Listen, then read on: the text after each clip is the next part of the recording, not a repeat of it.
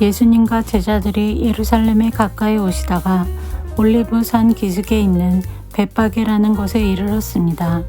예수님께서는 거기서 2명의 제자들을 마을로 보내셨습니다. 예수님께서 말씀하셨습니다. 너희는 맞은편 마을로 들어가거라. 그러면 당나귀 한 마리가 새끼와 함께 묶여 있는 것을 발견할 것이다. 그 당나귀를 풀어서 나에게 가져오너라. 만일 누가 너희에게 무슨 말을 하거든 주님이 필요하시답니다 라고 하여라. 그러면 즉시 내어줄 것이다.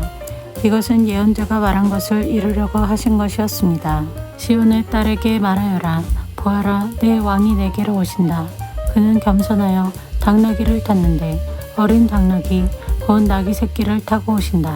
2 제자들이 가서 예수님께서 지시하신 그대로 했습니다.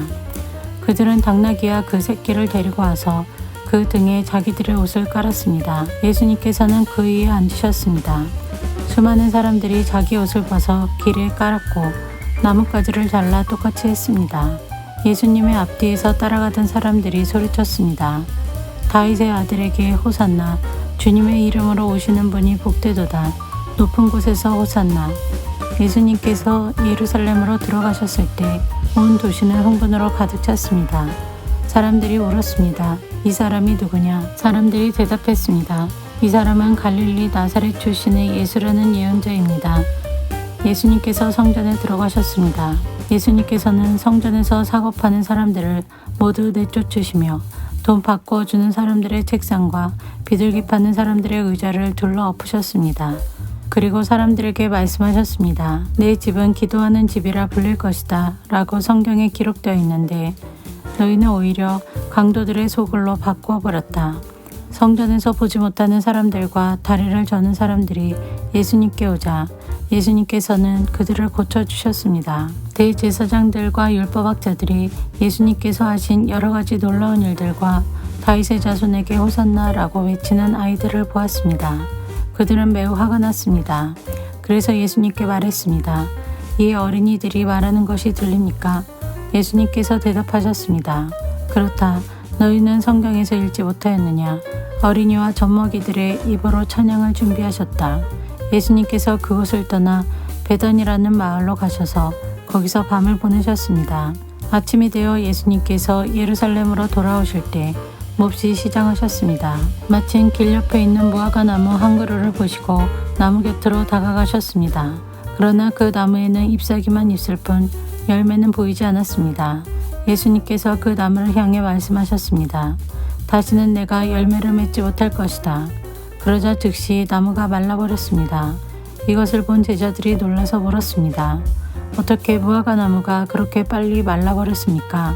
예수님께서 제자들에게 대답하셨습니다. 내가 너희에게 진정으로 말한다.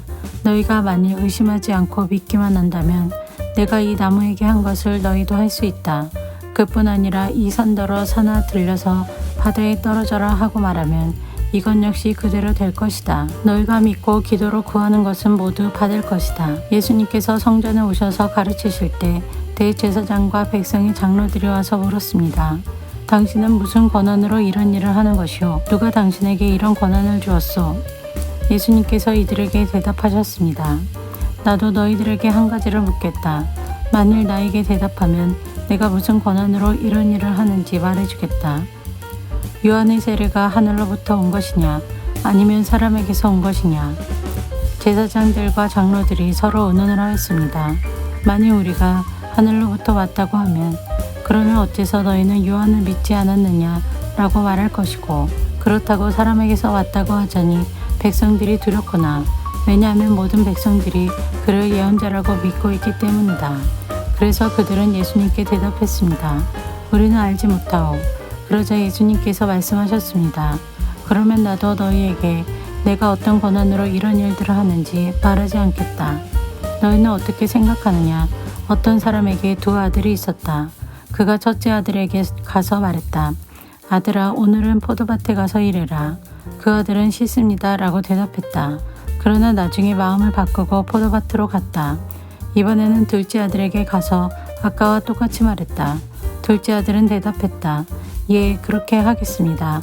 그러나 실제로는 가지 않았다. 두 아들 가운데서 누가 아버지의 뜻대로 행했느냐? 그들이 대답했습니다.